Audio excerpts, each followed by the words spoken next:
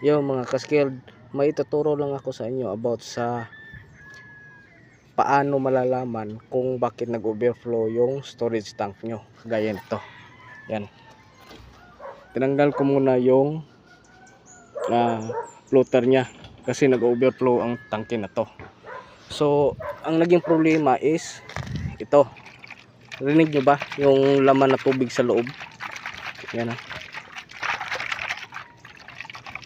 So, ito imbis na lulutang, lulubog na, kaya nag-overflow kahit puno na yung storage tank.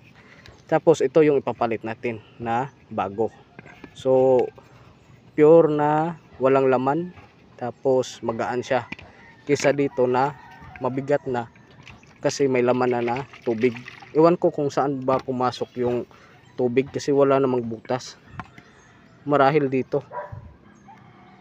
kasi may copper na thread tapos naka-joint lang sa plastic. So possible dito lang pumasok.